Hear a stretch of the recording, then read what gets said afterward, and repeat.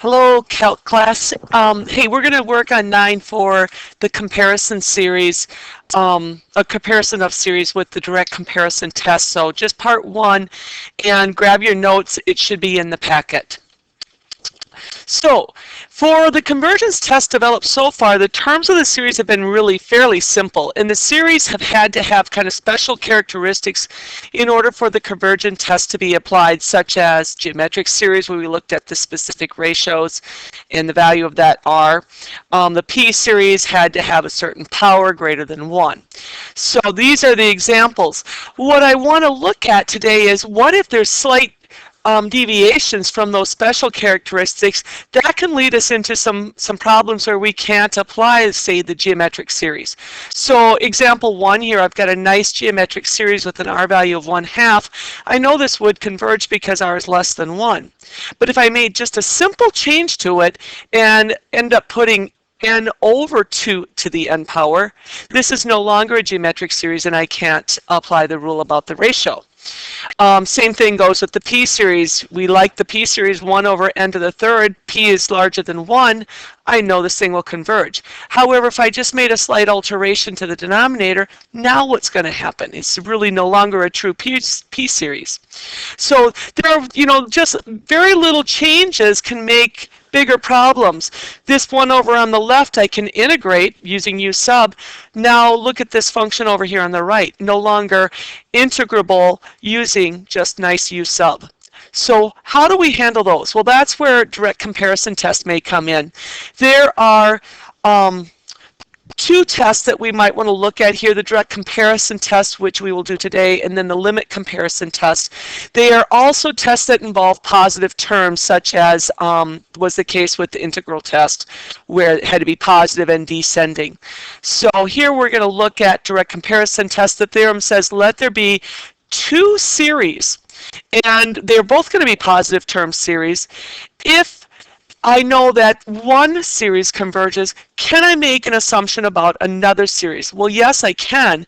If one converges, the other will also converge as long as this b sub n series is larger than a sub n. So what that looks like is, let's say b sub n is our green series here.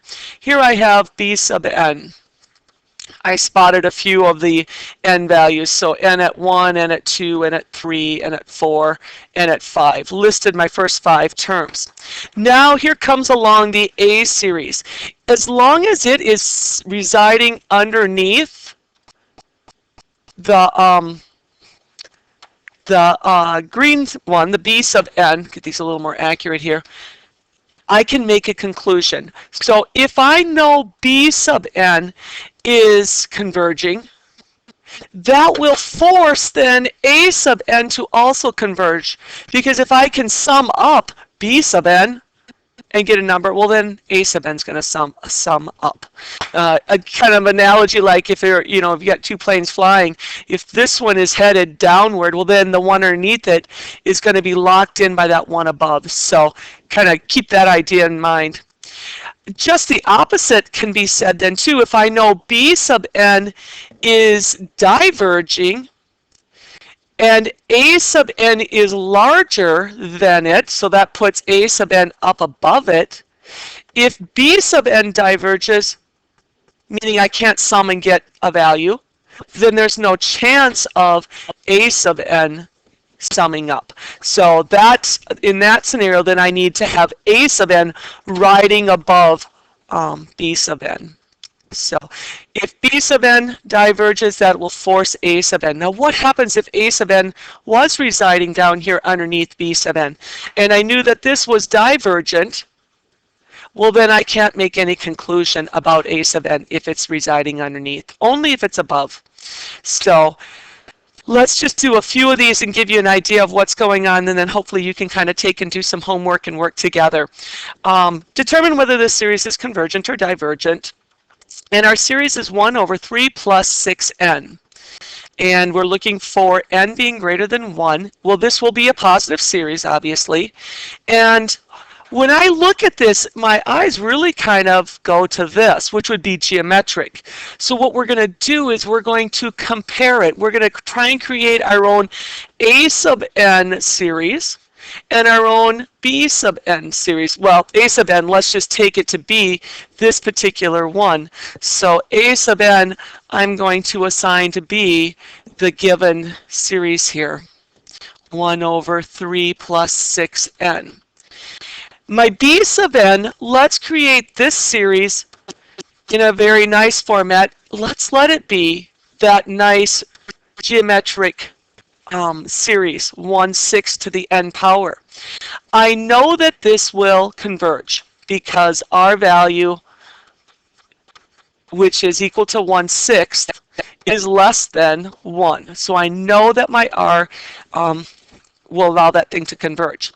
Now, how does 1 over 3 plus 6n compare to 1 over 6 to the n? Larger, smaller? Well, a little bit of an analysis here says that this denominator is larger than the one on the right. This is a larger denominator than just 6 to the n. So if my denominator is larger, then the impact that has on the overall fraction is it's going to drive that fraction to be smaller. And there I get this conclusion that, well, it's probably not equal, but it is less than. It is less than 1 over 6 to the n power. So I can do this comparison. What I've ended up saying here now is my A sub n series is smaller than my B sub n series. And if B sub n converges by direct comparison, then therefore A sub n must converge as well. Okay, and that would be by the direct comparison test. So when you do these direct comparisons, you kind of got to come up with your own B sub n series. Example number 2. I've got 4 over the square root of n minus 2. And that square root of n really kind of sticks in my brain here. So let's say A sub n is equal to 4 over square root n minus 2. I'm going to strip off the 4 for the time being, and I'm going to just work with this. So I'm going to play with that. The 4 won't have too big of impact for us. I want to compare that to a series that I know something about. So I need to create this B sub n series. And let's say that, let's see, this one had to start at 5 as well. And that will make a positive series for us. So start that thing at 5 and we'll be okay. B sub n, what should I choose for it? Well, I know a little bit about 1 over the square root of n. Since this is the same as saying 1 over n to the 1/2, this is a P series, isn't it?